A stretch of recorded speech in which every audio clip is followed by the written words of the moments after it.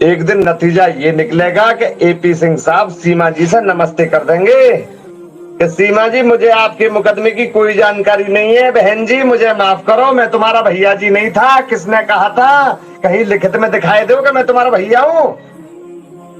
ये जवाब देंगे, मैं बता रहा हूं आपको। और मैं आपके माध्यम से ही सीमा को भी बताना चाहता हूं। सीमा जी सुन लीजिए, एपी सिंह को आपने भाई तो मान लिया, पर लेकिन ये वो ही एपी सिंह है कि जिसने अपनी देश की बेटी निर्भया को भी अपनी बेटी नहीं माना था। तो तुम्हारे साथ क्या सिला देगा आपके प्रति? बता रहा हूं, मैं साफ शब्दों में कह रहा हूं। सीमा भी सुन ले और एपी सिंह को भी सुनाना चाह रहा हूं मैं।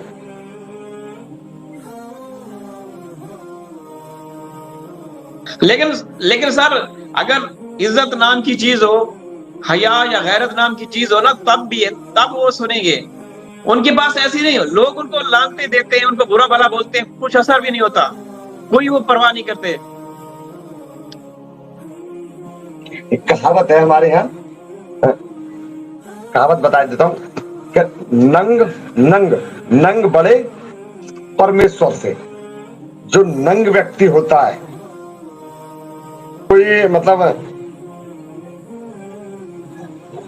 क्या बोलते हैं आपकी भाषा में, गैरत, जिसको कोई गैरत ही नहीं है, वो भगवान से भी बड़े होते हैं। जो नंग व्यक्ति होते हैं वो भगवान से बड़े मानते हैं अपने आप को। वही बात आ गई, बेगैरत और बागैरत वाली बात आ गई। तो जिनको जो बेगैरत इंसान होते हैं वो भगवान से भी, खुदा से भी बड़े होते हैं। उनके सामने ना भगवान कुछ है ना खुदा कुछ है, बस ये वो सोचता है कि मैं ही सबसे बड़ा हूं। तो ये वो उस किस्म के व्यक्ति हैं जी। अभी देखिए सर, ये जब भी किसी जगह पे आते हैं, वो उसकी पहली बीवी को ये तलाक दे दी, दूसरी को ये कर दिया, दूसरी को, तीसरी को ये कर दिया, अब चौथी ये कर रहा है। भाई आपको कैसे पता? आप उसके साथ थे। ये उस वक्त की बात है सर, जब ये सीमा ने खुद कबूल किया था आपके मेन स्ट्रीम चैनल पे कि 70 से 80 हजार रुपए मुझे ये महीने का देता था हैदर। तो उस वक्त तो ये थे। इसके बाद एपी सिंह साहब इसको पढ़ाते रहे, क्या करते रहे, उसने एक बीवी, दूसरी बीवी, तीसरी, चौथी कर रहे हैं। किस तरीके से, मतलब एक वकील हो गया, ये एक शोभा देता है किसी को इस तरह की बातें करना सर? वकालत के पैसे पर धब्बा है, कलंक है वकालत के पैसे। और मैं नहीं कह रहा है, पूरी वकील बिरादरी कहती है इस बात। पता ना कौन सा कानून पढ़ के आ रहा है, किस देश का।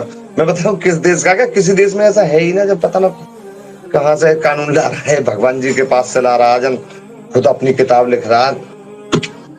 पागल है, पागल पागल। ये बंदा इस उम्र में आके, आप देख रहे हैं क्या नाम देंगे? अय्यास अय्यास अय्यास अय्यास। आप देखते नहीं हो, आप वीडियो नहीं देखते आप जनाब। अय्यासी भरी हुई है सारी वीडियो में।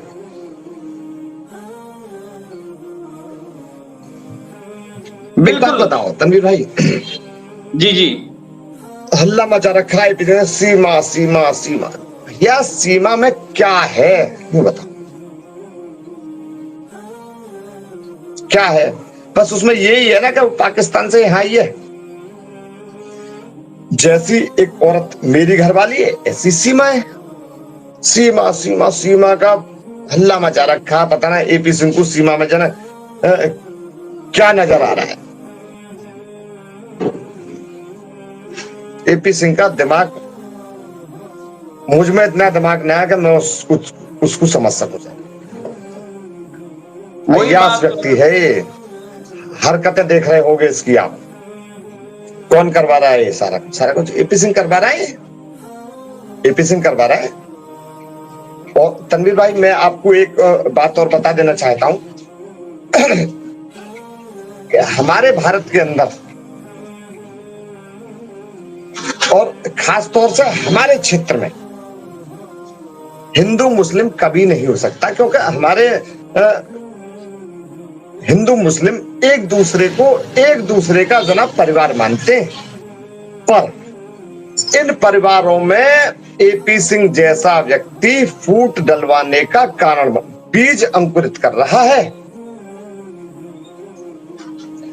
बिल्कुल ऐसे असफल प्रयास कर रहा है, असफल प्रयास कर रहा है।